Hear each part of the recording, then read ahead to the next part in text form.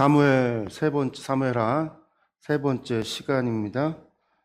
오늘은요, 저희가 이제 이스보셋과 다윗의 이야기 지난주에 끝났고, 오늘은 이제 언약궤에 대한 이야기를 함께 보려고 합니다. 5장과 6장의 이야기고, 사무엘 상에서도 언약궤와 관련된 이야기가 있었어요. 블레셋과의 전쟁에서 패해서 그 언약궤를 블레셋에 빼앗겼던 그 이야기가 있잖아요. 그리고 그 언약궤가 돌아왔었어요. SMS로 가는 두 암소에 의해서 SMS로 보내졌고, SMS에 왔던 그 언약궤가 이후에 기럇여아림으로 옮겨지는 것까지 우리가 사무엘 상에서 봤었던 이야기이거든요. 근데 이제 다윗 시대 때까지 그곳에 있었던 언약궤가 다시 이동을 하게 되는, 다윗성으로 옮겨지게 되는 이야기가 오늘 5장과 6장의 말씀입니다. 우리 5장과 6장의 말씀을 함께 보겠는데요. 크게 5장은 다윗이 이제 통일왕국의 왕이 되는 이야기이고요. 지난주에 이제 이스보셋이 죽고 난 다음에 이어서 이제 다윗이 통일왕국의 왕이 되는 이야기고요. 그 다음에 이제 6장이 언약궤를 예루살렘으로 옮기는 이야기가 나옵니다. 이 5장의 말씀을 먼저 보면 5장을 다시 좀 세분하면 4가지 정도로 우리가 구분할 수가 있는데요. 다윗이 온 이스라엘의 왕이 되는 이야기가 1절과 5절, 그 다음에 예루살렘 정복을, 여부수 족속을 정복하는 이야기가 6절과 12절에서 나옵니다. 원래는 예루살렘이 있었던 시온산은요, 베냐민 지파가 분배받은 땅이에요. 근데 베냐민 지파 사람들이 이때까지도 이 시온산을, 예루살렘을 정복하지 못하고 여부수 사람들이 계속 살았단 말이에요. 그리고 이제 그 산을 이제 다윗이 정복하게 되고요. 그래서 이제 그 이후로 그 산을 다윗성이라고 그래요. 다윗성. 다윗의 거기다 이제 성을 짓고 다윗이 그곳으로 이사를 가는 거죠, 한마디로. 그래서 원래는 베냐민 지파 땅이었지만 그곳이 이제 다윗이 정복하고 나서 이제 다윗의 성이 되어졌다라고 하는 거. 그게 6절에서 12절이고요. 그다음에 다윗의 자녀들. 지난번에는 시글락에서 이제 다윗이 낳은 아들들이 다 해서 나왔었고, 여기서 이제 예루살렘에서 낳은 자녀들에서 명단이 나오고요. 그 다음에 이제 블레셋과 싸워 이기는 이야기가 5장 후반부에 나옵니다.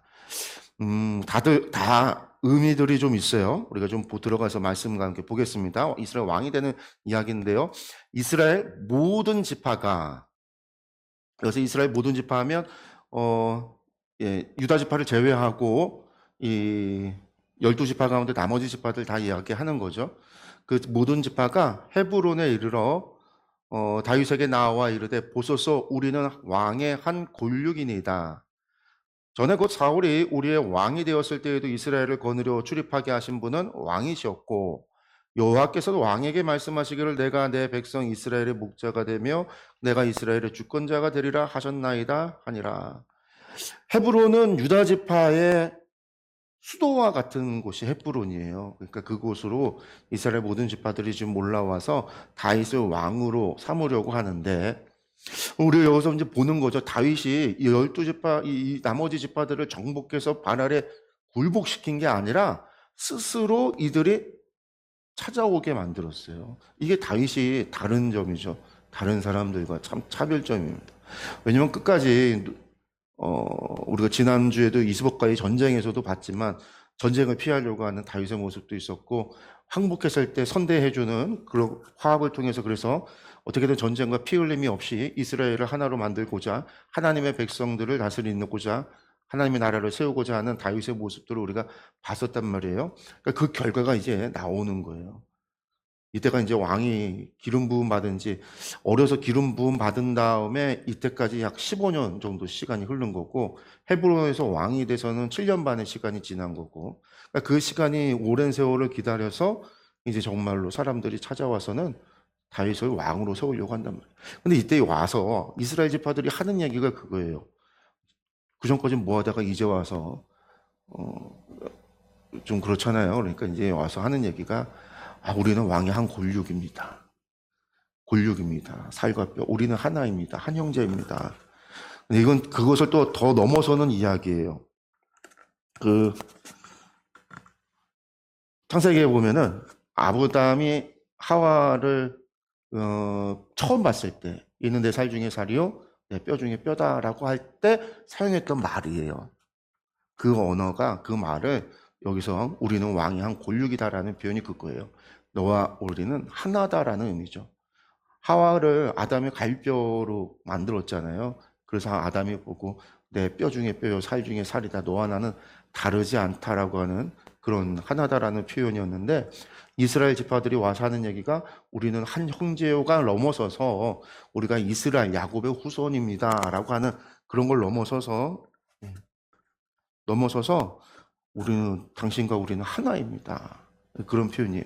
뿐만 아니라 여호와께서 왕에게 말씀하시기를 하나님께서 당신을 왕으로 세우기로 해요. 전에는 모르고 이제는 알았나? 근데 이제 어쨌든 그렇게 얘기를 하는 거예요. 그 다음에 또 뭐라고 하냐면, 그러고 나니까 이스라엘 모든 장로가 헤브론에 이르러 왕에게 나오며 다윗 왕이 헤브론에서 여호와 앞에 그들과 언약, 그 사람들과 약속을 맺는 거예요. 그들이 나를 왕으로 삼으려고 하니까, 그래, 그러면 당신들과 내가 약속을 맺자. 하나님 앞에서 우리가 언약을 맺자.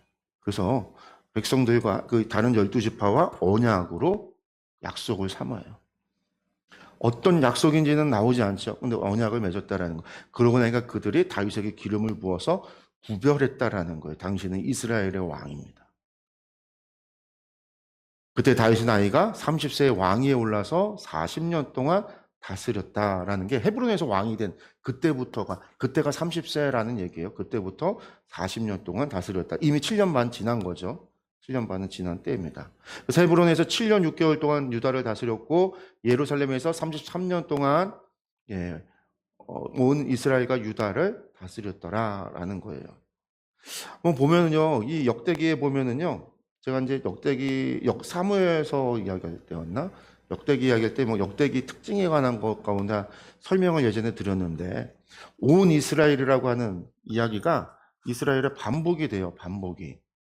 그게 뭐냐면, 우리는 모든 하나의 이스라엘, 모든 이스라엘이다. 이제 모든 12지파 모든 역대기는 특별히 이 모두가 함께 모여서 12지파가 다 모여서 온 이스라엘이 모여서 이런 표현들이 많은데, 지금도 보면 다윗을 왕으로 세울 때 모든 지파가 나와서 라고 하잖아요. 온 이스라엘을 왕으로 삼았다라고 하는 표현도 있단 말이에요. 왜 그런 온 이스라엘이라는 표현을 자꾸 많이 쓰냐라면, 포로에서 돌아온 공동체를 위해서 쓰였는데, 여기 포로 귀환 공동체 안에서도 유다 지파만에 아니면 베냐민 지파만에 이렇게 이제 이야기를 하면, 죄송합니다. 이게 지금 마이크가 뭔가가 잘못됐는지.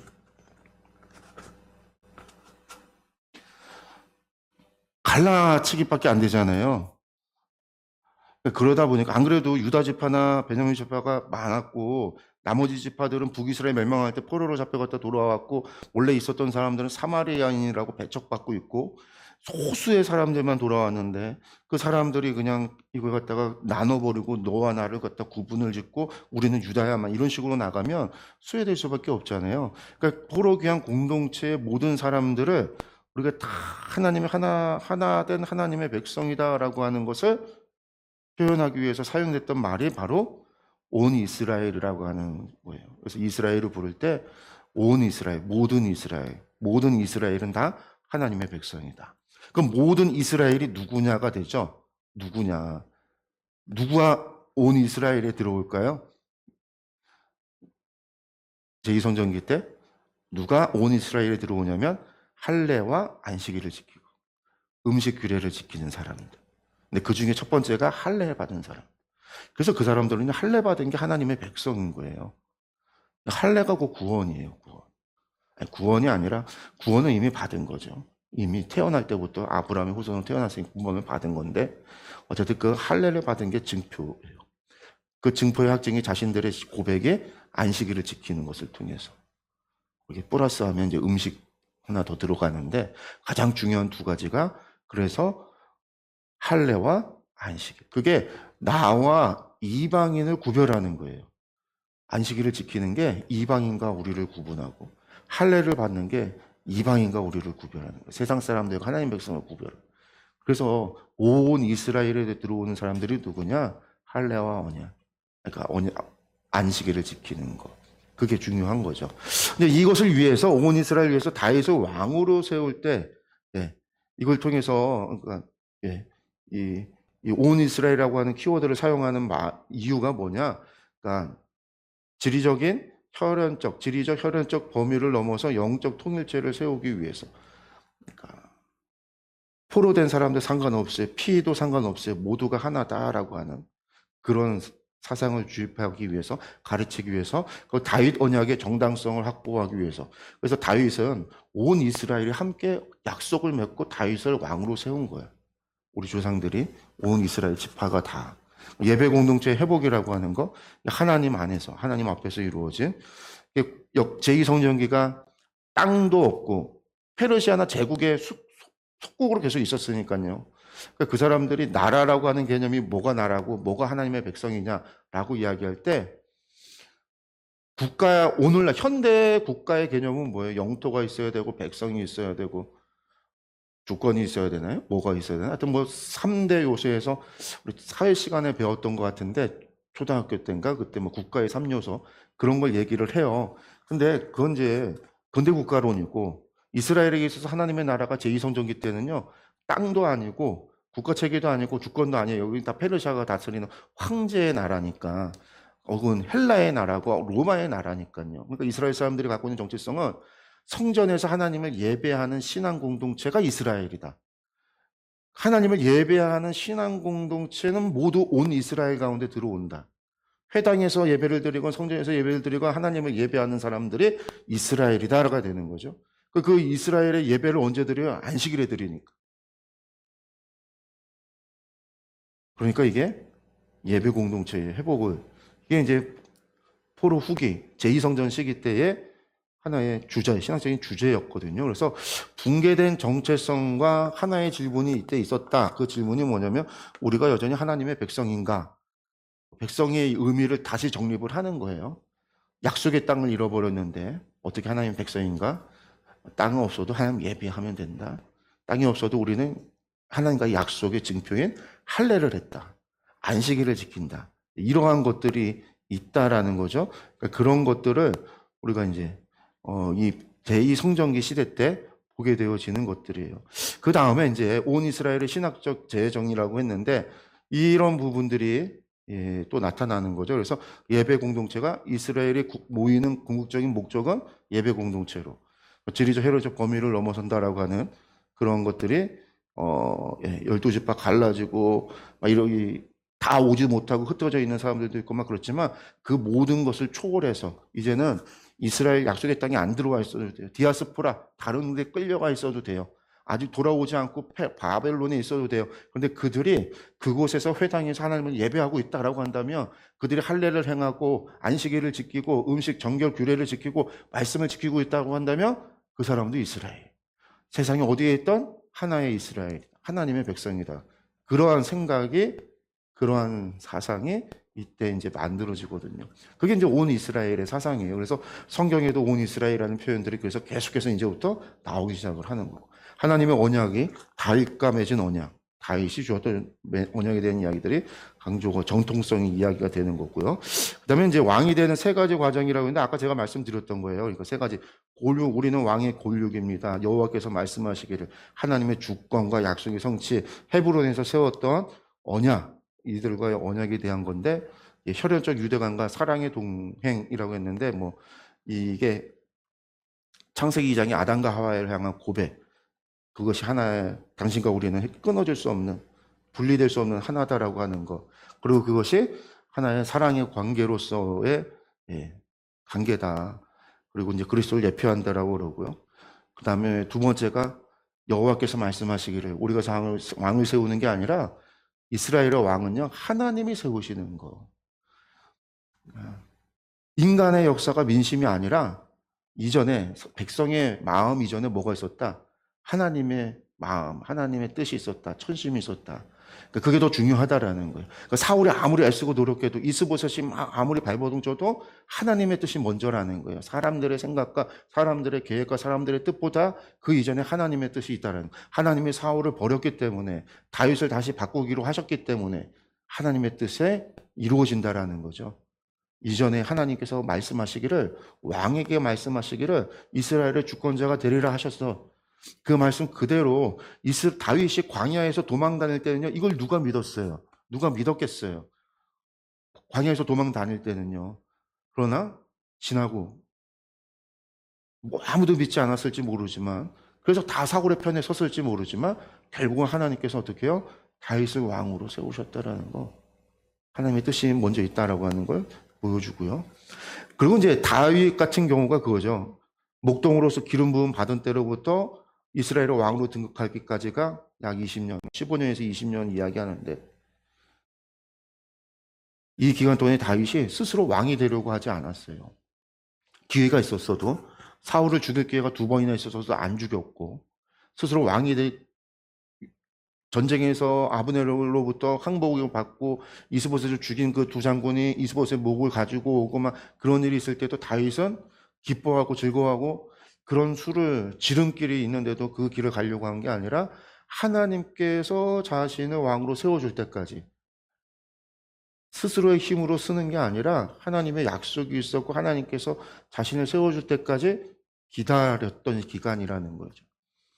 그래서 다윗은 기다렸고 결국은 사람들에 의해서 왕으로 세워지는, 이게 다윗의 정통성이에요. 한 인간의 개입이 아니라 하나님께서 약속하시고 하나님께서 다윗을 왕으로 세우셨다라고 하는, 그래서 다윗의 언약뿐만 아니라 다윗의 정통성은 여기에 있죠. 모든 것이 하나님의 손에 의해서, 하나님의 뜻에 의해서, 하나님의 계획에 의해서 이루어졌다라고 하는 거.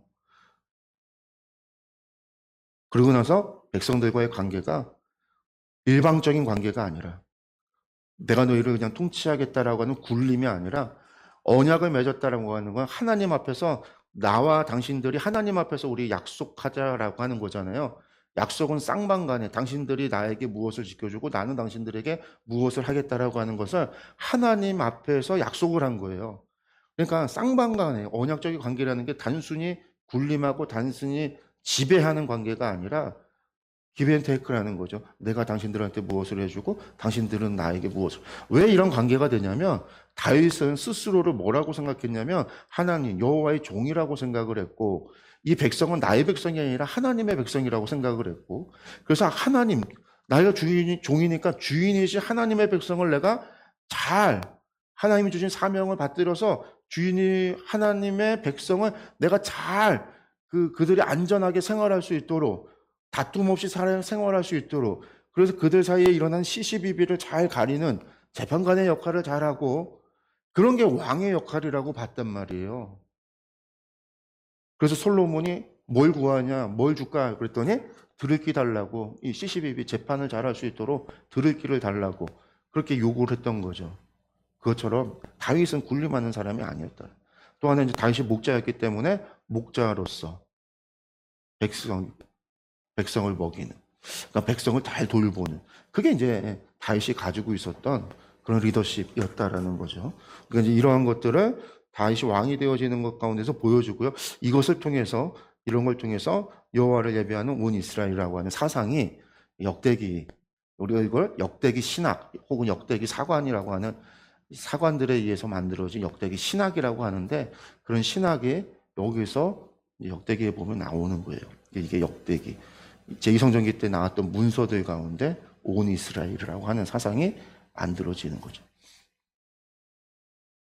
그 다음에 이제 예루살렘 정복 이야기가 5장 6절에서 12절인데요. 보면은요, 왕과 그의 부하들이 예루살렘으로 가서 이제 왕이 된 다음에야 이제 다윗이 뭐 하냐면, 한마디로 말해서 7년 반 동안 왕이 됐어도 유다 산지에서요, 다른 지역으로 내려가질 않았어요. 다른 지역을 가서 정복하지도 않았고, 다른 지파 땅을 함부로 넘보지도 않았어요. 다윗이 그랬단 말이에요. 유다 지파가 가장 힘이 센 지파인데, 주변에 있는 지파, 뭐 남쪽에 시므온이 있고 북쪽에 베냐민 붙어 있고, 그 베냐민이야 뭐 박살이 났잖아요. 사울이 그렇게 죽었으니 사울의 밑에 있는 장군들이 전부 다 베냐민 사람들 출신들의 용사들인데 다 죽은 거예요. 나머지는 이스보셋과 함께 마이나임으로 도망갔으니까 사실은 이 베냐민 지파 땅은 무주공산이에요. 그 다음에 왼쪽에는 다윗 단지파인데, 단지파도 절반은 저 북쪽으로 갔단 말이에요. 단으로 올라갔고, 여기에는 소라 지역이나 이쪽에 얼마 안 되는 단지파 사람들이 있는데 약해요. 그러면 다윗이 맘만 먹으면 얼마든지 베냐민 지파도 정복을 하고, 단지파도 정복하고, 시므온도 정복할 수 있고 다 하는데, 다윗이 7년 반 동안 한 번도 내려간 적이 없어요. 그러니까 다른 지파하고의 싸움을 철저히 금한 거죠. 왜? 하나님의 백성들이니까.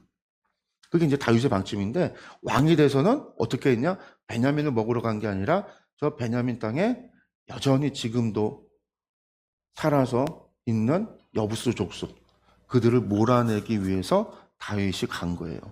이 여부수 족속들은요, 사사기를 보면 원래 갈렙이 한번 정복을 했어요. 그러니까 여호수아가 예루살렘의 왕을, 여부수 족속의 왕을 죽였어요. 남부 지방에 있는 다섯 왕과의 전쟁에서 우리가 달해라 멈춰라 달아 멈춰라 그 전쟁에서 여부수 왕을 죽였어요. 여부수 왕도 죽이고 여부수 군대도 죽이고, 그래서 여부수가 한번, 그러니까 다 죽었어요. 그러니까 베냐민 지파가 자신들 땅 정복하러 갈 때 여부수 그냥 정복하면 되는 거였거든요.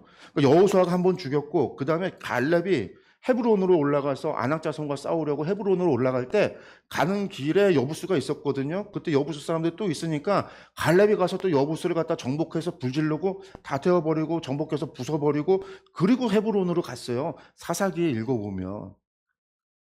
그러면 베냐민 지파가 그냥 가서 정복하면 되는데 베냐민 지파가 그 사람들 내버려뒀거든요. 성경은 이제 사사기 때 잘 보면, 왜냐하면 그들을 갖다가 종으로 부리고 그들을 내버려두고 교류하고 그러니까 교류, 그들에게 무엇인가를 그 땅의 삶을 살아가는 지식을 얻고 방법을 얻고, 그리고 또 그들을 갖다가 어떻게 이익이 남겨두는 게 이익이다라고 생각을 해서 지파 사람들이, 이스라엘 사람들이 이방인들을 몰아낸 게 아니라 내버려두고 같이 생활하고 종으로 삼고 하는 일들이 벌어졌거든요. 사사기를 보면. 여부수가 그때 살아남았던 그들이 지금까지 400년이 넘어서 지금까지 있는 거예요. 그러니까 다윗이 이 여부수 사람들을 치려고 군대를 끌고 간 거죠. 그러니까 이 여부수 사람들이 다윗을 조롱해요. 내가 결코 이리로 들어오지 못하리라. 여부수 이스라엘이라고 하는 게 계곡이, 이게 사방이 계곡이에요. 오른편, 그러니까 우리가 보통 지도를 보면 이렇게 보니까 이쪽이 동편에 기드론 계곡이 있고요. 남쪽으로 흰놈의 계곡이 있고요. 이쪽 서쪽으로 중앙 계곡이 있어요. 그래서 계곡으로 둘러싸여 있는 산이에요, 이렇게. 그럼 여기가 올라가기, 그 위에 성이 있는 거예요. 그러니까 이 밑에서 성으로 올라가려면 이만큼의 산이, 절벽 같은 산을 올라가서 또 산을 올라가야 되니까 얼마나 높겠어요. 사다리 같은 거 당시 시대에 뭐 대고 올라갈 수가 없어요. 그러니까 여부수가 천의 요새다라고 그래서 정복을 못한다 막 그랬거든요. 그러니까 이 사람들이 다윗을 향해서 이야기하는 거예요. 내가 결코 이리로 들어오지 못한다. 맹인과 다리 저는 자라도 너를 물리친다. 우리 여기에 여부수 우리 족속들 가운데 다리 저는 사람 맹인이 있어도 여기서 너 물리칠 거야. 그러니까 돌아가라고 이제 다윗을 조롱한 거죠. 그러니까 다윗이 화가 나겠죠. 근데 이날 다윗이 시온 산성을 빼앗았으니 그때부터 다윗성이 되었다라고 하는데, 그러니까 다윗이 이야기하는 거예요. 누구든지 여보수 사람을 치거든 물 깃는 대로 올라가서, 수로를 따라서 올라가서 다윗의 마음에 미워하는 다리 저는 사람과 맹인을 치라. 저것들이 조롱하는, 우리 가운데 맹인도 다리 저는 사람도 너를 물리친다고 하니까 다윗이 그거를 그대로 따라서 올라가서 다리 저는 것도 맹인들 쳐라. 저것들이 지금 싸우고 있는 저것들이 다리 저는 거고 맹인들이야. 너희들이 얼마든지 다 죽일 수 있어. 근데 어디로 올라가라? 물 깃는 데로 올라가라. 어떻게 알았는지는 몰라요. 하나님께서 꿈에 가르쳐 주셨는지 모르지, 그건 모르겠는데 여부수로 올라갈 수 있는 저 수로를 알려준 거죠. 수도를 알고 있어요. 그날 이 물 깃는 데로 올라가서 다윗이 여부수 사람들을 물리치고 그 땅을 점령을 하게 돼요. 근데 그 땅이 여부수 사람들이 계속 베냐민 지파 사람들이 간 다음에 그 땅을 내버려두고 나머지 사람들이 다 자기 땅들 분배받아 흩어졌거든요. 그 땅만 빈 땅인 거예요. 그러니까 다윗이 이 땅을 자신의 소유로, 주인이 없는 땅이니까 자신의 소유로 삼아서 다윗성이라 이름 짓게 되고, 이곳에 이제 이후에 예루살렘이 세워져서 성전도 지어지게 되는 거죠. 그래서 만군의 하나님 여호와께서 함께 계시니 다윗이 점점 강성하여 가니라. 정통이 있는 다윗, 그 하나님께서 또한 다윗과 함께하고 그러니까 다윗이 어떻게 해요? 강성. 근데 강성해지는 이유가 뭐다? 하나님께서 함께 하시니까. 하나님께서 함께 하실 때. 그러니까 무슨 일이 일어나요? 두로 왕 히람이 페니키아의 왕인데, 이 당시 주전 10세기 정도 되는 이 당시에 페니키아가 세상의 패권을 쥐고 있었던, 이 유럽의 지중해 지역의 패권을 가지고 있었던 나라가 페니키아예요. 페니키아. 그러니까 페니키아가 지중해를 다 정복을 했어요. 그래서 그 지중해마다 도시국가를 세웠어요. 그 세운 나라 가운데 하나가 카르타고, 로마하고 카르타고 전쟁을 했던 한니발이 나왔던 그 나라가 페니키아인들이 세운 국가예요. 이 페니키아가 그리스 뭐 이쪽 북아프리카 지역, 저 서버나 지역까지 해서 지중해 지역에 있는 지역들마다 도시 국가를 세우고 나라를 세워서 지중해 전체가 대부분이 페니키아의 나라들이다라고 이야기해도 과하지 않을 정도로 당시 페니키아가 가장 이제 지중해 안에서는 가장 발전된 문명. 그러니까 그렇게 가려면 배 기술이, 조선 기술이 좋아서 배를 잘 만들어야 되고, 건축 기술이 좋아서 엄청난 신전과 건축물들을 막 짓고, 이 사람들이 문자가 있어서 그 문자를 전파해서, 그래서 이제 그리스의 문자, 페니키아 문자가 가니까 그 문자를 가져다가, 알파벳을 가져다가 그리스 사람들이 쓴 게 헬라어가 되고, 이탈리아 가니까 그게 라틴어가 되고, 나중에 그게 프랑스어가 되고 독일어가 되고 저기 영어가 되는 모든 유럽에 있는 언어들의 철자가 페니키아 철자를 갖다 쓴 거예요. 물론 이쪽도 마찬가지예요. 히브리어도 페니키아 언어를 갖다 썼고, 오늘 아람어 막 꾸버란 것이 있잖아요. 그 아람어도 페니키아 철자를 가져다가 글자를 쓰기 시작한 거예요. 그러니까 중동의 고대의 모든 문명들이 문자를 어디서 갖고 왔느냐라고 이야기할 때 페니키아의 철자를 가져다가 썼다라는 거예요. 영향을 받아. 애굽의 상형 문자나 저기 바벨론의 쐐기 문자나 이런 것들도 영향을 받긴 했죠. 그런 것들이 같이 섞여져서 만들어졌지만 모든 문자의 철자라고 하는 것들이, 왜냐면 그것들은 모양을 그대로 따라한 거고, 알파벳을 만들었다라고 하는 그 알파벳은 페니키아에서 나온 거예요. 그러니까 28자인가요? 알파벳이 28자로 언어를 다 표현하는 거요.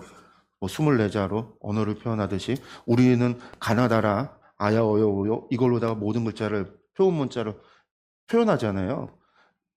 이런 식의 문자는 페니키아에서 나왔다라는 거예요. 페니키아에서. 근데 그 페니키아의 두로왕 히람이 당시의 세상의 왕이라고 말할 수 있을 정도로 어마어마한 권력을 가지고 있는 왕이 히람이라는 왕인데, 이 왕이 다윗이 강성해지니까요, 먼저 사절단을 보내서 백향목과 목수와 석수도 보내서 다윗을 위해서 뭘 해줘요? 왕궁을 지어줬다는. 이스라엘 사람들이 건축 기술이 없어요. 목자들이 무슨 건축 기술이 있어요. 여러분들 유목민 사회를 가보세요. 유목민들이 건축을 하느냐? 건축 안 해요. 몽골 가보세요. 몽골. 텐트 치고 자잖아요. 텐트. 지금도 이스라엘에 가면 유목민들이 있는데 유목민들 텐트 쳐요. 물론 요즘은 뭐 자동차 끌고 다니고 오토바이 타고 그러긴 하는데, 옛날 사람들 다 텐트 쳐요. 건축 기술이 발전될 수가 없어요. 모든 문명이 그래서 농경사회에서 나오지, 유목사회에서는 약탈하는 게 일이지, 유목민들이 무슨 어마어마한 건축 기술과 이런 문명을 만들었다라고 하는 게 별로 없어요. 그러니까 이스라엘 사람들도 양이나 쳤지 무슨 건축 기술이 없어. 그러니까 이 페니키아 두로왕 히람이 다윗을 위해 건축을 해줘. 다윗성. 나중에 솔로몬이 성전 지을 때도 두로왕 히람의 도움을 받은, 페니키아의 도움을 받았어. 다윗이 여호와께서 자기를 세우사 이스라엘 왕으로 삼으신 것과 그의 백성 이스라엘 위하여 그 나라를 높이신 것을 알았더라. 12절에 결론에 다윗이 정복하고 하는 이야기의 마지막 12절에 무슨 이야기가 있느냐?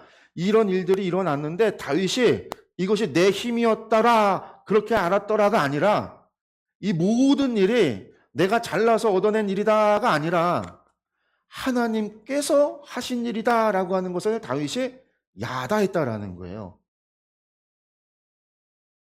여호와께서 자기를 세우사 왕으로 세우신 것과 그의 백성 이스라엘 위하여 그 나라를 높이시고 강성하게 한 것들이 전부 다 여호와께서 하셨다라고 하는 것을 야다했다. 야다가 뭐라고 그랬어요? 야다가 알다인데 그냥 아는 게 아니라 지식적으로 아는 게 아니라 경험적으로 체험해서 정말로 깨달아서 아는 거. 이게 야다라고 그랬잖아요. 원래 그래서 이 성경에서는요, 남자와 여자가 하나가 되어졌을 때 야다, 남자가 여자를 알았다, 여자가 남자를 알았다라고 하는 거는 그 표현이 성관계를 해서 같은 관계를 맺어서 부부가 돼서 하고 났더니 생활하고 났더니 그제서야 알았다. 겉모습으로만 보다가 속을 봐서 이제 알았다. 경험하고 나서 지나고 났더니 알았다. 그런 표현할 때 야다거든요. 그러니까 정말로 알아졌다라는 거. 다윗이 그냥 안 게 아니라 그냥 깨닫고 지식으로만 안 게 아니라 그가 마음으로 중심으로 정말로 하나님께서 이 일을 행하셨다라고 하는 것을 알고 믿고 깨닫고 인정하고 철저하게 그의 삶 속에서 그것을 알았다라는 표현이에요. 그게 야다. 예루살렘 정복해. 이 정복의 이야기 속에서 강성해지는 과정 속에서 다윗은 이것을 야다했다. 다윗이 겸손할 수밖에 없고 하나님을 신뢰하고 그 하나님을 찬양할 수밖에 없는 거죠. 그의 인생이. 그 다음에 5장 13절에 16절에 다윗의 자녀에 대한 족보가 갑자기 나옵니다. 다윗이 헤브론에 올라온 후에 예루살렘에서 처첩들을 더 두었으므로 아들과 딸들이 또 다윗에게서 나니 예루살렘에서 그에게서 난 자들의 이름은 삼무아와 소박과 나단과 솔로몬과 이팔과 엘리사와 네벡과 야비아와 엘리사마와 엘야다와 엘레벨렛이었더라. 시글락에서 나왔던 자녀들의 족보하고 여기하고 달라요. 뭐가 다르냐? 시글락에서는요, 자녀들의 엄마 이름을 다 뒀어요. 엄마가 어느 사람인지, 어느 지역 사람인지도 다 소개를 했어요. 왜 그랬다고 그랬죠? 이스봇과의 전쟁에서 이스봇 주변에 있는 나라들과의 동맹. 대표적인 게 그스르왕 마아가의 딸. 그술이라고 하는 게 길르앗 지방, 길르앗 산지 바로 북쪽에 있었던, 붙어 있었던 나라가 그술인데 그 나라의 공주와 결혼을. 그러니까 그것을 일부러 집어넣어서 그때 당시의 상황을 족보를 통해서 결혼 상황으로 보여줬다라고 한다면 여기에서는요, 엄마들의 얘기가 하나도 나오질 않아요. 그냥 자식들 이름만 쭉 나와요. 근데 이게 보여주는 게 뭐예요? 이스라엘이 강성해졌을 뿐만 아니라 당시에 자녀들, 아들들을 많이 낳았다라는 얘기는 뭐예요? 그 집안이 복을 받은 집안. 하나님께서 함께 하시고 복을 줘서 생육하고 번성하는 집안, 자식이 많은 집안은 복된 집안이라고 그랬단 말이에요. 그렇게 사람들이. 그걸 보여주는 거예요. 아, 다윗의 자녀들의 수만 보고도 아, 강성해지고 이스라엘이 강성해지고 힘을 얻구나. 많이 부해지고 많이 커지고 많이 강성해졌구나라고 하는 것을 이 족보만을 통해서도 알 수 있는 거죠. 그러니까 인구가 늘어난다는 얘기는요, 나라가 평안하다는 얘기예요. 한마디로 또. 그래서 나중에 평안한 이곳은 무엇을 통해서 평안하죠? 힘에 의해서 평안하잖아요. 그 나라가 힘이 있을 때 평안하단 말이에요. 힘이 없으면 주변 나라들의 침략을 받는데. 근데 이스라엘의 힘은 여호와께 나오는 건데 여호와께 나오는 것뿐만 아니라 여호와께서 나와서 무로 말미암아 이스라엘이 강성해지기 때문에 힘이 있는 거고 그 힘 때문에 하나님 함께 하셔서 강성해지는 힘이 있으니까 인구가 늘어나는 거죠. 전쟁도 없고 평안과 샬롬이 있으니까. 전쟁에서 대부분 죽는데 나가서 어떤 전쟁이든 나가면 일방적인 전쟁은 없단 말이에요. 승패가 갈려져서 내가 이겨도 피해는 전쟁에 나간 사람의 30%는 막 죽고 온단 말이에요. 다치고 죽고. 평안했다라는 거죠. 그러니까 나중에 어떻게 다윗이 인구조사하는 이유가 뭐예요? 내가 이렇게 강성해졌다라고 하는 것을 인구조사를 통해서 확증하기 위한 거잖아요. 확증. 네. 그 다음에 이제 다윗이 블레셋과 싸워 이긴 5장 17절에서 25절인데 블레셋과 이야기가 나와요. 이스라엘 다윗에게 기름 부어 이스라엘 왕으로 삼았다 함을 블레셋 사람들이 듣고 블레셋 사람들이 다윗을 찾으러 다 올라오매 다윗이 듣고 요새로 나가니라. 블레셋 사람들이 다윗을 찾으러 올라오는 거예요. 왜 찾으러 왔을까요? 야, 나 섬기기로 했잖아요. 한마디로. 가도왕이. 너 나 섬기잖아. 네가 왕이 됐어? 야, 그럼 나한테 와서 인사를 해야지. 넌 내 종이잖아. 넌 내 친하잖아. 그럼 이스라엘 갖다 바쳐야지, 한마디로. 그러니까 다윗을 찾으러 왔다라니까 그런 의도. 그래서 이제 전쟁이, 근데 다윗이 어떻게 그래요? 싸워야죠. 그러니까 블레셋 사람들이 이르러 르바임 골짜기에 가득했을 때 이제 전쟁이 일어난 건데요. 그러니까 하나님 나라를 향한 즉각적인 세상 세력에 반격했는데 다윗이 왕으로 기름 부음 받자마자 블레셋이 쳐들어왔어요. 그러니까 이건 단순하게 영토 분쟁의 의미가 아니라 하나님이 세운 나라에 대한 세상의 적극적인 영적인 군사적인 저항이다. 첫 번째 시험이다. 다윗에게 시험일 수도 있고, 그리고 이것은 뭐예요? 지금 사울과의 문제가 블레셋과의 관계가 끝나지 않은 거예요. 다 블레셋에서 승리로 끝났잖아요. 지난번에 사울이 패함으로 이스라엘이 졌단 말이에요. 근데 블레셋이 또다시 쳐들어왔어요. 이번에는 하나님께서 세운 정통의 왕이 있는 그 왕을 향하여 싸움을 걸어왔단 말이에요. 그럼 여러분들 여기에서 뭐가 될까요? 이스라엘 사람들이 다 보는 거예요. 이거 이겨야지만 다윗은 정통성을 더 갖는 거예요. 하나님이 함께하는 거예요. 증명되는 거예요. 사울도 왕이 되자마자 암몬하고 싸웠단 말이에요. 빌라 사람들 쳐들어가고 사울이 가서 그거 물리치고 나니까 사람들이 사울을 조롱했던 자가 누구냐 막 사울이 왕이 됐을 때 조롱하고 반대했던 그 사람들이 도리어 막 사울을 환호하고 막 바뀌었던 것처럼 이 전쟁은 그런 성격을 가지고 있어요. 그러니까 다윗이 여호와께 여쭈어 이르되 내가 블레셋 사람에게로 올라가리까 여호와께서 그들을 내 손에 넘기시겠나이까. 그래서 중요하죠. 다윗은 뭐 했어요? 하나님 앞에 여쭤봤어요. 전쟁이 나니까 마주 봤는데 여기서 다윗이 하나님께 여쭤봐요. 사울의 죽은 이유에 대해서 이야기할 때 역대기에서 보면 사울이 버림받은 이유 중에 하나가 하나님을 찾지 않았다고 그랬거든요. 하나님 앞에 찾지 않고 하나님 앞에 여쭤보지 않았다고 그랬어요, 사울은. 그게 사울의 죄예요. 첫 번째 죄가. 근데 다윗이 여호와께 여쭤보는 사람이었다. 그러니까 여호와께서 말씀하시죠. 그들을 내 손에 넘겨주겠다.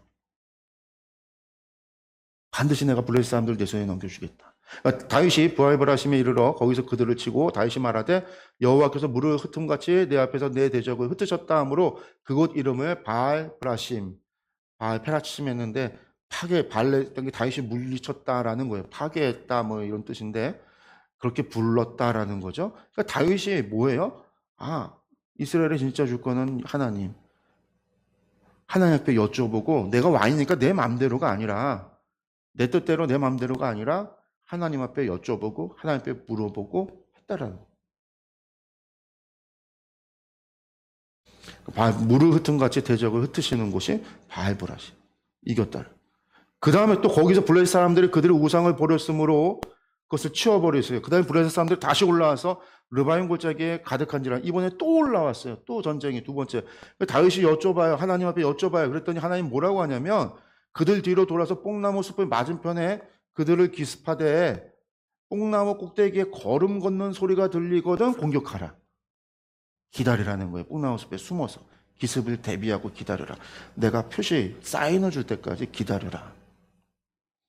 다윗이 하나님의 명령대로 블레셋을 쳐서 게바와 게셀까지 이르렀다. 그러니까 이게 뭐냐면 하나님의 음성을 기다렸다라는 거예요. 하나님의 사인을 즉각적인 공격이 아니라 하나님 사인이 있을 때까지 기다릴 수 있는 내 뜻이 아니라 오직 하나님의 뜻대로. 다윗은 그 전쟁 상황에서도 기다릴 수 있는 하나님의 음성을, 하나님의 사인을 하나님께서 그렇게 말씀하셨으니까 기다렸다는. 전쟁은 여호와께 섞인 거고 이 나라는 하나님의 백성이고 하나님이 우리와 함께 하신다라고 하는 거. 그러니까 다윗은 하나님의 말씀에 순종할 수 있었던 거고 보폭에 함께 동행했다고 했는데 맞춰갈 수 있는 거죠. 먼저 가거나 늦게 가거나 그게 아니라 사울은 못 기다렸잖아요.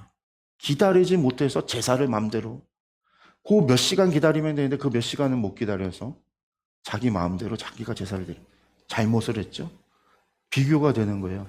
그래서 게바 게살이라고 했는데 블레셋 저 시필라 지역을 지나서 바닷가까지 다윗이 그 지역까지 정복을 해서 뭐 했다라는 거예요? 영향력을 행사했다라는 거죠. 블레셋 땅이 쪼그라들 수밖에 없는, 블레셋이 약화될 수밖에 없는, 셰팔레 지역을 빼앗겼으니까 블레셋 사람들은 평야 지역으로 완전히 내려가서 약해질 수밖에 없는 그런 상황이 되어지는 거죠. 그래서 다 사울과 완전히 다른 다윗의 승리 공시라고 했는데 하나님 앞에 물어보고 여쭤보고 하나님의 말씀에 기다릴 줄 알고 멈춰설 줄 아는 다윗의 모습을 우리가 확인할 수가 있죠. 그래서 이 실패한 옛 시대의 완전 이 블레셋과의 전쟁이라고 하는 것을 바로 이어서 나오는 이유가 이스라엘의 강성함과 블레셋 정복의 이야기를 바로 두는 이유가 왕이 됐을 때 바로 블레셋과의 전쟁이 있었는데 이것이 갖고 있는 것이 뭐냐면 옛 시대가 완전히 끝났다. 실패. 그 실패는 사울의 집안이잖아요. 사울은 블레셋한테 패해서 죽었어요. 블레셋한테 패해서 죽었단 말이에요. 사무엘상 마지막에서. 근데 그 사울을 집안을 멸했던 블레셋을 다윗이 승리함으로 말미암아 옛 시대는 종결이에요. 다윗의 시대는요. 블레셋한테 패하지 않는 거죠. 다윗으로부터 시작되어지는 하나님을 세운 하나님의 나라는 승리의 나라가 되는 거예요. 그것을 선포하는 거예요. 내가 너희와 함께하겠다. 너희가 나와 함께하겠다. 그때 다윗은 사무엘과 다르죠. 아니 사울은 하나님께 여쭤보지 않았는데 다윗은 철저히 하나님께 여쭤봤다. 처참하게 패했지만 두 번의 압도적 승리 뿐만 아니라 영도 바깥으로 아예 쫓아내는 새 시대가 도래했다라고 하는 거에 보여주고요. 이 블레셋과의 이야기는 나중에 21장에 다시 한번 블레셋과의 승리를 다시 한번 언급을 해요. 이게 왜 언급이 되냐? 그때 또 싸우느냐? 또 싸우는 게 아니라 사실은 이때의 전쟁 이야기를 다시 한번 반복을 해요. 그게 왜 그러냐면 구조적으로 교차대칭 구조의 사무엘상의 마지막이 블레셋과의 패배였다고 한다면 사무엘하의 마지막 다윗의 승전과 노래 부르는 노래 직전에 나오는 이야기가 블레셋과의 승리로 놔서 문학적인 구조를 맞추기 위해서 뒤에 언급되는 거예요. 근데 이때 뒤에는 다윗의 용사들이 승리했다라고 표현되어져 있어요. 그러니까 다윗만이 아니라 다윗의 신하들, 다윗의 백성의 모든 사람들이 하나님이 함께하니까 강성해지고 모두가 승리하는 그런 결과를 낳게 되어지는 것을 보여주고 있는 거죠. 그래서 배치가 나중에 21장에 블레셋과의 이야기는 다시 한번 그만큼 블레셋이 삼손 시대, 사사 시대 삼손 때부터 시작해서 엘리, 사무엘, 사울까지 이어졌던 블레셋과의 악연은 다윗 시대에 끝나는 거예요. 다윗의 승리로, 이 승리로 끝나는 거예요. 그 뒤로는 이제 다시는 블레셋이 이스라엘을 뭐 공격해서 침략해서 약탈하고 막 그런 이야기들이 물론 도적질하는 것들은 나오지만 한 번도 블레셋이 이스라엘이나 유다보다 강성해진 때가 없어요. 이 이후로는. 다윗, 솔로몬 시대, 열왕 시대 계속해서 블레셋은요 해안가에 쪼그라져 있는 약한 민족일 수밖에 없어요. 여기까지 해서 블레셋과의 이야기는 사실상 다윗 이 전쟁으로 끝이 났다라고 하는 겁니다. 그 다음에 이제 6장 이야기가 언약궤를 예루살렘으로 옮기는 다윗에 관한 이야기인데 세 가지 정도로 해서 1차 시도, 2차 시도, 미갈의 조롱으로 이야기가 진행이 되는데 첫 번째 시도입니다. 그리고 이제 언약궤 이동 경로를 보면 이게 엘리 시대 때 있었던 거잖아요. 물론 이제 여기는 이제 사사 시대 때죠. 여호수아가 함께 요단강을 건너서 길갈에 있었고 베델을 거쳐서 실로에 간 다음에 사사 시대 때 내내 실로에 모세의 장막이 이곳에 있었는데 블레셋과의 이 아벡 전투에서 법궤를 가지고 올라왔다가 이걸 빼앗겨요. 전쟁에서 패해서 법궤를 빼앗기고 그 빼앗긴 법궤가 나중에 아스돗으로 옮겨지고 아스돗에서 다곤 신상이 부서지는 일이 있고 나니까 블레셋 사람들이 가드 지방으로 보내고 가드 지방에서 독종이 발생하니까 이 사람들이 이 번역궤를 에그론으로 보내고 에그론에 있으면서 7개월 동안 독종과 종기와 환란과 사망이 막 블레셋 지역에 있어진단 말이에요. 그러니까 블레셋 사람들이 이걸 갖다가 여기 있으면 안 되겠다고 이거 다시 돌려보내야 되겠다 해서 두 암소의 수레에 번개를 갖다가 올려놓고 보내죠. 그러니까 소가 베세메스로 산 위로 올라가는 말도 안 되는 일들이 벌어지죠. 그래서 베세메스로 옮겨졌다가 사람들이 언약궤 뚜껑 열어서 봤다가 70명이 죽고 혹은 성경에서 다른 사람은 5만 70명이 죽었다. 어디든 70명이 죽었다. 이 두 가지 기록이 있는데 어쨌든 사람들이 죽고 나니까 무서워서 베세메스가 사람들이 무서워서 이 언약궤를 어디로 보내냐? 기랏 여아림으로. 그러니까 베세메스는 좀 큰 도시고 기란 여아림은 좀 작은 시골이에요. 기란 여아림으로 보내버려요. 무서우니까. 이 기란 여아림으로 보낸 때가 엘리 사무엘 시대예요. 엘리가 죽었으니까 사무엘 시대죠. 사무엘 시대예요. 사울 왕 때 이후에 다윗 시대가 광야 도망 다니고 왕이 돼서 7년 반 동안 헤브론에 있을 때 왕으로 있을 때에도 법궤는 기란 여아림에 계속 있었어요. 장막은 모세의 장막은 기브온에 있었고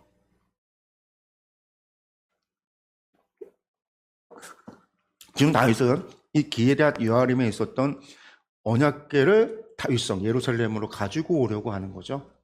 이제 그래서 다윗 때까지 있다가 기란 여아림에서 우사 사건이 있고 이후에 이제 예루살렘으로 오베데돔의 집에 3개월 있다가 이제 예루살렘으로 오게 되는데 오늘 말씀이 이제 우사 사건과 오베데돔 집에 3개월 있었다가 예루살렘으로 오는 이야기가 6장의 이야기입니다. 그래서 이때 그냥 간 게 아니에요. 3만 명을 모아서 이스라엘 가운데 3만 명을 모아서 언약궤를 예루살렘으로 가지고 오는데 어마어마한 무리를 모은 거예요. 이거 잘못되면 블레셋 사람도 또 전쟁 하나에서 무서워서 또 군대 데리고 올 수도 있어요. 왜 미스바에서 이스라엘 사람들 모여서 성에 회개하고 기도 거기서 예배드리고 부흥회하고 있는데 전쟁하는 줄 알고 블레셋 사람들이 군사 이끌고 올라왔었잖아요. 그러니까 저렇게 많이 모이면 전쟁하는 줄 알고 무서워할 수 있고 전쟁이 벌어질 수도 있는데 다윗이 지금 언약궤를 가는데 하나님의 언약궤를 가지고 가니까 화려하고 웅장하고 사람들하고 모두가 그러니까 내 혼자가 아니라 모두가 함께 그래서 사람들을 모은 거예요. 막 3만 명이나 모으고 자기와 함께 모든 사람을 다 데리고 바알레 유다 기란 여아림입니다. 그 기란 여아림을 바알레 유다라고 이제 또 다른 명칭으로 부른 건데 유다의 주인이다라는 뜻이에요. 유다의 주인. 아마도 언약궤를 갖다 거기에 있었기 때문에 여호와 하나님 언약궤가 시온자가 거기 있으니까 기란 여아림을 유다의 바알레 유다 이렇게 표현한 건 아닐까? 그러니까 저의 생각은 뭐 그런 그냥 뇌피셜이고요. 보통 이제 기란 여아림에 대한 여기에만 나와요. 이 지역이 딴 데 성경에 한 군데도 안 나와서 모르는데 기란 여아림으로 가서 하나님의 궤를 메어오려 하니 이거 지금 번역이 오타 잘못되어 있어요. 그냥 하나님의 궤를 가져오려고 하니 메어오는 게 아니라 가져오려고 한 겁니다. 어깨에 매다라는 말이 없어요. 그 개는 그룹들 사이에 자정하신 만군의 여호와의 이름으로 불리는 것이라. 근데 그들이 하나님의 궤를 새 수레에 싣고 산에 있는 아비나담의 집에서 나오는데 수레를 싣고 산에서 내려와서 길을 따라서 올라가려고 싣고 나오는 거예요. 거기에 다윗과 함께 3만 명이 있죠. 데리고 온 사람들이 있어요. 아비나담의 아들 우사와 아효가 그 수레를 모니라.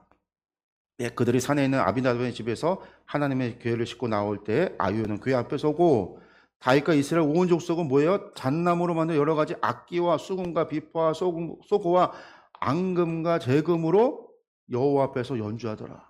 지금 장면을 한번 생각해 보세요. 산 위에 집이 있는데 이 아비나답의 집에 법궤가 있었어요. 그것을 갖다가 수레에 싣고서는 아비나답이 제사장이란 말이에요.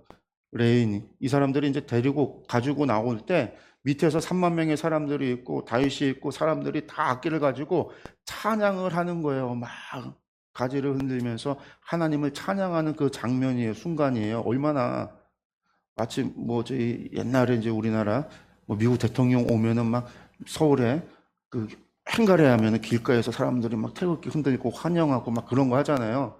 지금 막 그런 장면이 그 순간인 거예요. 근데 이때 무슨 일이 벌어지는가? 예. 그러니까 정예병 3만 명과 국가적 축제가 이루어진 건데 막 이런 일들이 벌어지고 있는 이때에 무슨 일이 벌어졌어요? 낙원의 타작마당에 이르러서 나오자마자가 아니에요. 그 집에서 나와서 이렇게 내려오다가 낙원이라고 하는 사람의 타작마당쯤에 이르렀을 때 갑자기 소가 뛰기 시작하는 거예요. 그 우사가 손을 들어서 이게 막 소가 난리치니까 법궤가 수레가 뒤집어질 것 같으니까 하나님의 궤를 붙잡았어요. 그러니까 여호와 하나님이 우사가 잘못함으로 말미암아 진노하사 그를 그곳에서 치시니 그가 거기 하나님의 궤 곁에서 죽으니라. 언약궤를 만들더니 죽었더라. 순간 어떻게 됐을까요, 여러분들? 3만 명의 사람과 다윗과 찬양하고 막 노래하던 사람들이 갑자기 얼음이 됐겠죠, 얼음. 그리고 죽었어요.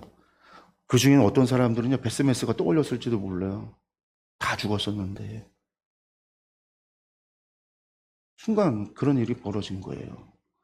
여호와께서 우사를 치심으로 다윗이 분하여 그것을 베레스 우사라 부르니 그 이름이 오늘까지 이르니라. 다윗이 그날에 여호와를 두려워하여 이르되 여호와의 궤가 어찌 내게로 오리요. 내가 다윗성에 가지고 오려고 했는데 이게 하나님의 뜻이 아닌가 보다 생각을 합니다. 우사가 죽으니까 하나님이 두려워서 다윗이 생각이 사고가 거기까지 나간 거예요. 아, 이게 하나님이 나한테 경고인가? 별의별 생각이 다 든 거죠. 인간의 선의가 하나님의 거룩과 정면으로 충돌했다 했는데 베레스 우사 사건이 사람의 생각에는요 법궤가 떨어져서 땅이 잘못되면 부서질 수도 있고 흙터미가 될 수도 있잖아요. 도리어 부정해질 수 있단 말이에요. 그러니까 붙잡은 건데 하나님은 그 우사를 죽였어요. 뭐가 더 중요한 거예요? 왜 민수기에 보면은 법궤 만지지 말라고 그랬어요. 법으로 정했어요. 그래서 이사를 갈 때 이동할 때 어떻게 했냐면요. 제사장이 아론과 그의 아들들 대제사장이 와서 천으로 법궤를 다 감싸요. 분리시키는 거예요. 포장을 해요. 그 다음에 고리가 있는 곳에 봉을 끼워서 사람들이 어깨에 들쳐매고 레위인들이 어깨에 들쳐매고 이동하도록 되어 있어요. 절대로 법궤에는 손을 대지 못하게. 내릴 때도 어깨에 있는 봉을 이렇게 해서 내려놓고 자리를 옮길 때도 이 상태로 봉만 잡고서는 움직이는 거예요. 어깨에서 움직이는. 그리고 이걸 갖다 포장하고 하는 거는요. 대제사장이 하는 거예요. 대제사장이. 그래서 만지면 죽으리라 하나님 분명히 말씀하셨거든요. 그러니까 사람의 선의보다 생각보다 더 중요한 거는요. 하나님의 말씀과 법을 지켜야 되는 게 중요하다라는 거예요. 사무엘상에서 무슨 사건이 있었어요? 제사보다 하나님의 말씀을 듣는 것이 하나님의 제사보다 순종이 낫고 번제보다 하나님의 음성을 듣는 것이 말씀을 듣는 것이 더 나으니라 그랬단 말이에요. 제사보다 순종이 낫다라는 거. 하나님 말씀에 순종하지 않았던 사울을 향해서 이야기했던 건데 선이라 할지라도 하나님의 거룩, 하나님의 뜻하고 충돌이 일어나면 안 된다라는 거. 그러니까 내가 주도해서 다윗이 내 생각에 그리고 수레에 싣고 오는 거는요 블레셋 사람들의 방식이었단 말이에요. 율법을 모르니까 말씀을 모르니까 블레셋 사람들이 수레에 싣고 보냈단 말이에요. 그걸 갖다 이스라엘 사람들이 그대로 한다? 거기 제사장이 있었거든요. 레위인도 분명히 있었을 거예요. 다윗이 자기 사람들 데리고 왔으니까 3만 명 가운데 지파별로 다 뽑았을 테니까 제사장도 레위인도 다 따라왔을 거예요. 여기서 악기 가지고 노래하는 사람들이 대부분 레위인들이었을 거란 말이에요. 다윗이 레위인들이 노래하는 자들로 나중에 세우거든요. 노래하는 자들로 고라 아삽 자손들이 찬양하는 사람들이 된단 말이에요. 그러니까 여기에 보면 레위인들도 있었을 거예요. 법을 아는 사람들이 있음에도 불구하고 아무도 대답하지 않아요. 아무도 말하지 않아요. 다윗이 그렇게 하니까 다윗이 명령하고 하니까 그냥 그대로 수행해서 나오는. 근데 그것도 잘못된 거예요. 제사장이면 제사장의 역할을 해야죠. 다윗이 제사장은 아니잖아요. 레위인은 레위인의 역할을 해야 되는 거예요. 그게 하나님 나라에서 그게 옳은 거예요. 아비나답이 얘기해야 돼요. 이렇게 가져가면 안 됩니다. 얘기해야 되는 거란 말이에요. 근데 아무도 얘기 안 했어요. 아무도 얘기 안 하니까 하나님께서 세우셨다라는 거예요. 다윗이 여호와의 궤를 옮겨 자기 성으로 메어가기를 즐겨하지 아니하고 무서우니까 가드 사람 오벳에돔의 집으로 메어간지라. 글로 가라고. 그러니까 이번엔 갈 때는 제사장들이 이제 그때야 레위인들이 이거 싸갖고서 메고 간 거예요. 여호와의 궤가 가드 사람 오벳에돔의 집에 석 달 있었을 때 여호와께서 오벳에돔의 에돔과 그의 온 집에 복을 주니라. 복을 줬다라는 거예요. 3개월 동안. 그리고 이 3개월 동안 다윗도 이야기를 듣게 되고 하나님 여호와를 향한 두려움이 컸겠지만 처음에는요. 지나고 나니까 그럼에도 하나님을 향한 경외가 하나님의 모시고 와야 되는. 그래서 어떻게 됐겠어요? 수단과 방법을 생각해요. 왜 그랬을까? 그 답을 찾았겠죠. 아, 메고 와야 되는 거구나. 내 마음대로 하는 게 아니라 메고 와야 되는구나. 하나님 앞에. 말씀대로 해야 되는구나. 라는 거. 그래서 2차 시도를 합니다. 여호와께서 하나님의 궤로 말미암아 오벳에돔의 집과 그의 모든 소유에 복을 주셨다는지라 다윗이 가서 하나님의 궤를 기쁨으로 메고 오벳에돔의 집에서 다윗성으로 올라가 있어요. 이번에는 메고 와요. 근데 어떻게 가냐? 6걸음 가면 다윗이 소와 살찐 송아지로 7번째 걸음에서 제사를 드려요. 그러니 이 오벳에돔의 집에서 예루살렘까지 얼마나 먼데 얼마나 많은 제물을 드렸겠어요. 얼마나 천천히 갔겠어요. 그런데 천천히 가더라도요. 다윗의 생각이 혹시나 그러니까 6걸음마다 제사를 드리는 거예요. 제사를. 왜 6걸음일까? 이스라엘의 7번째 걸음, 7일의 완전수거든요. 6은 불완전수고. 그러니까 마지막 완전수에서 하나님 앞에 제사 드리는. 다윗이 여호와 앞에서 힘을 다하여 춤을 추는데 그때 다윗이 배 에봇을 입었더라. 에봇은 제사장들만 입는 건데 에봇과 같이 만든 거예요. 그러니까 모양대로 만든 거예요. 근데 그 배로 다 만들었다라는 거죠. 그러니까 제사장의 에봇이 아니라 다윗이 따로. 그리고 에봇은요, 이스라엘을 대표한다라는 뜻이 있어요. 내가 대표성을 가지고 하나님 앞에서 뭐예요? 춤을 추. 제사를 드리고 하나님 옮겨오는 그 과정을. 다윗과 온 이스라엘 족속, 이어서도 온 이스라엘이죠. 아까는 대표 3만 명이었는데 여기서 표현이 바뀌었어요. 온 이스라엘이 함께 옮긴 땅. 즐거이 환호하고 나팔을 불고 여호와의 궤를 메어 왔다라는 거. 그 대표성을 가지고 왕으로서 하나님 앞에 춤추고 기뻐하는 다윗의 모습이 하나님도 기뻐하는 다윗의 그 순수함이. 그러니까 여호와의 궤가 다윗의 성으로 들어올 때 다윗의 딸 미갈이 창으로 내다보다가 다윗 왕이 여호와 앞에서 뛰놀며 춤추는 것을 보고 심중에 그를 업시는 거. 왕이 저 채신머리가 없이 미갈이 그렇다. 미갈이 누구예요? 사울의 딸이잖아요. 사울의 둘째 딸이었고 다윗의 아내였다가 다윗이 도망가는 사이에 사울이 화가 나서 이 여자를 딴 사람한테 시집 보냈고 그래서 딴 사람 앞에 시집 가서 몇 년을 살았는데 다윗이 왕이 돼서는 어떻게 해요? 그거 데리고 오라고 이스보셋을 얘기해서 뺏어왔단 말이에요. 그래서 다윗과 함께 있는데 이 여자가 업신여겼다라는 여호와의 궤를 들고 메고 들어가서 다윗이 그것을 위하여 친 장막 가운데 그 준비한 자리에 두었다. 다윗이 번제와 화목제로 여호와 앞에 제사를 드렸다라는 거죠. 그리고 나서 백성들 거기 모인 사람들을 축복하고 모든 백성과 이스라엘 무리에게 남녀를 막론하고 떡 한 개와 고기 한 조각과 건포도 떡 한 덩이씩 나누어 주매 모든 백성이 각기 집으로 돌아갔다라는 거예요. 뭐 축제를 했으니까 다 먹을 거 나눠주고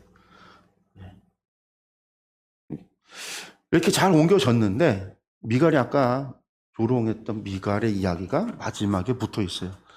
그러니까 다윗이 자기 가족에게 축복하러 돌아오면 이제 끝나고 백성들 다 축복하고 그렇게 음식 나눠주고 돌려보내고 나서 다윗이 자기 가족들도 축복하기 위해서 자기 집에 들어왔다라는 얘기예요. 이번에는 내 집 백성들이 먼저였고 두 번째는 내 자녀들 우리 집안 사람들 축복해줘야지 갔는데 거기에서 미갈이 사울의 딸 미갈이 또 초를 치죠. 나와서 다윗에게 말하기를 이스라엘 왕이 오늘 어떻게 영화로우신지 방탕한 자가 염치 없이 자기 몸을 드러내는 것처럼 오늘 그의 신복의 계집종의 눈앞에서 몸을 드러내셨도다 하니 몸을 드러냈다는 게 하초를 했다라는 거예요. 그래서 바지가 흘러내리도록 춤추다가 옷이 벗겨지도록 그래서 부끄러운 모습이 보여졌다.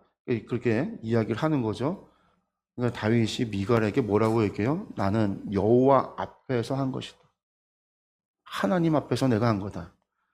내 아버지의 그의 온 집을 그가 버리고 나를 택하사 나를 여호와의 백성 이스라엘의 주권자로 삼으셨으니 내가 여호와 앞에서 뛰놀 거다. 다윗이 화가 난 거예요. 이 좋은 날에 자기를 비난하고 있는 미갈을 향해서 얼마나 화가 났는지 그 앞에다가 네 아버지, 네 집안을 버리고 하나님께서 나를 태워 왕으로 주권자로 삼은 거. 그래서 내가 하나님 앞에서 뛰놀 거다. 미갈에게 입장에서는요. 금기어잖아요. 금기어.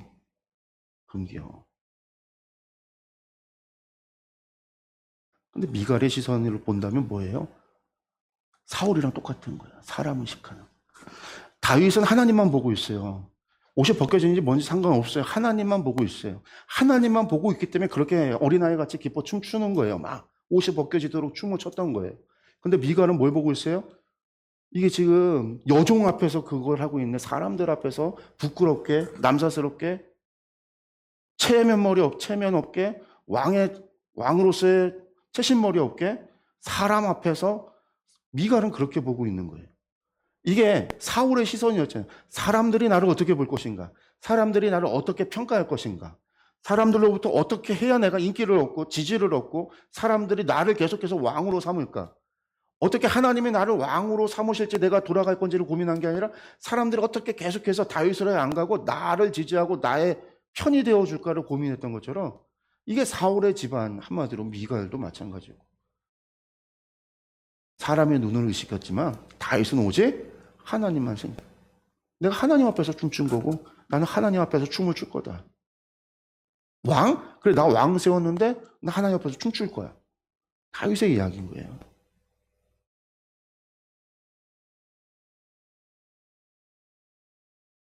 나는 여호와 앞에서 뛰는 곳이라.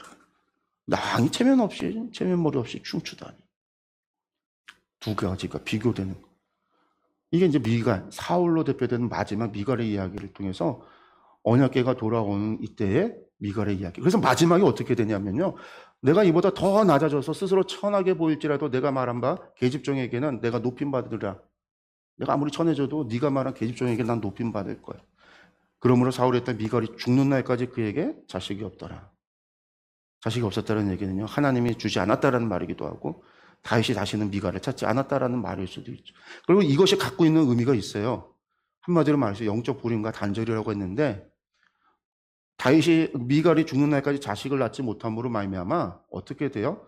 사울의 씨와 다윗의 씨가 섞이는 일이 벌어지지 않는다는 거예요. 원성적으로 막았다라는 거예요. 사울의 씨와 이 믿음 없는 인본주의, 사람만 생각하는 이런 신앙. 그것이 다윗의 신앙과 섞이지 않도록. 다윗의 씨와 사울의 씨가 하나님이 철저히 사울의 집안을 멸하겠다라고 말씀하신 것처럼 그렇게 사울의 집안이 끝나는 거죠. 아직 덜 끝났어요. 나중에 리스바 이야기에서 남은 손자들까지 다 찾아 죽여요. 다윗 시대 때 다윗이 죽이는 게 아니라 기본 사람들을 통해서 사울 시대 때 사울이 행했던 잘못, 악행을 인해서 그 손자들까지 벌받아서 죽는 이야기가 나와요. 철저히 사울의 집안을 하나님께서 벌하시는 이야기가 나오는 것. 그래서 이제 미갈의 이야기로 끝이 납니다. 미갈의 이야기로 끝이 남으로 인해서 이스보셋부터 시작해서 사울과의 관계, 그리고 언약궤가 돌아왔으니까 이제는요 다윗의 모든 왕권이 안정될 수밖에 없어요. 가장 이제 안정되는 거죠. 내 분열됐던 나라도 통일왕국이 되어졌고 그 통일왕국 안에 이방인이 아직도 여전히 살아서 자신들의 왕국을 가지고 있었던 그 여부수도 축출을 해냈고 그리고 이제 언약궤도 방치됐던 언약궤가 다윗성으로 옮겨지게 됐고 다윗의 왕권은 하나님의 정통성은 그 블레셋과의 전쟁도 승리하게 되어졌고 다윗의 왕권은 아주 탄탄하게 세워질 수밖에 없어요. 그리고 그 다윗의 왕조는요, 다윗의 역대기의 말처럼 역대기 이야기를 보면 다윗의 왕조의 시작이 사울의 죄로부터 다윗의 시작이 되어졌다는 반대편에 있는 것을 이야기하는데 마찬가지로 여기서도 다윗은 사울과 다르다라는 것을 은연중에 그리고 이것이 교차대칭으로 사무엘 상을 보면서 사무엘 하가 구조가 연결돼서 따라온단 말이에요. 이것을 읽는 사람들은 사무엘 상에 사울을 떠올릴 수밖에 없어요. 다윗의 이야기 속에서 사울은 사람을 생각했는데 다윗은 하나님을 바라보고 있고 사울은 하나님을 찾지 않았는데 다윗은 하나님을 찾고 있고 사울의 딸인 미갈조차 사람들 생각하고 있는데 다윗은 하나님 앞에서 뛰놀겠다, 찬양하겠다, 하나님을 경외하는 모습을 보여주고 있고 이게 계속해서 비교되어지는 그 끝이 여기서 끝나는 거예요. 그 뒤에는 이제 더 이상 사울의 집안 얘기 안 해요. 물론 무비보셋 이야기, 요나단의 아들이었던 무비보셋을 데려다가 재산도 주고 집도 주고 다윗의 식탁에 앉아서 먹는 이야기가 나오긴 하지만 그것은 다윗과 요나단과의 그 사랑, 그 우정을 이야기하기 위해서 이야기하는 거지 더 이상 사울 집안과 다윗의 비교가 없어요. 다윗의 왕권이 정통성이 하나님이 세운 다윗의 왕조가 하나님의 나라는 이러한 나라다라고 하는 것을 사울과의 비교, 사울 집안과의 비교를 통해서 완전히 6장에서 끝나는 거예요. 다윗은 이런 거. 그치? 그러니까 7장 넘어가면요. 하나님의 언약이 나오는 거. 그러고 나서 다윗과 언약의 이야기. 지금 이거 배치를 한 사람이, 이 글을 쓰는 사람이, 이 기록자가, 성경 사무엘서를 기록한 사람은요. 철저히 이 순서가 의도를 가지고 쓰고 있는 거예요. 이제 다윗의 왕조는 완전 탄탄해지고 정통성을 가지고 우리에게 정확한 비전을 보여주고 하나님 나라가 하나님 세우는 왕은 어떤 사람이어야 되는가를 가르쳐주고 또한 있는 거예요. 그러니까 이제 이것을 봤으면 좋겠어요. 그래서 사울과 다른 다윗의 모습을 통해서 우리가 가져야 될 모습이에요. 사울의 길이 아니라 다윗의 길이어야 된다라는 거예요. 믿는 자와 믿지 않는 자의 길이 아니라 믿는 자인데 사울과 같이 사람이 있고 하나님 같은 같이 예배드리고 우리가 신앙생활 하지만 사울 같은 사람이 있단 말이에요. 교회 안에서 대부분은 사울 같은 사람들이 하나님보다 세상을 더 바라보고 세상의 시선을 더 인식하고 하나님을 바라보기보다 세상을 더 보는 사람들이 절대 다수란 말이에요. 교회 안에도. 그러나 다윗의 길을 가야 된다는 이것이 오늘 우리에게 오늘 말씀이 또한 보여주고 있는 것이다. 말씀해주고 있는 것이다 라고 우리가 보면 되겠습니다. 오늘 여기서 강의 마치도록 하겠습니다.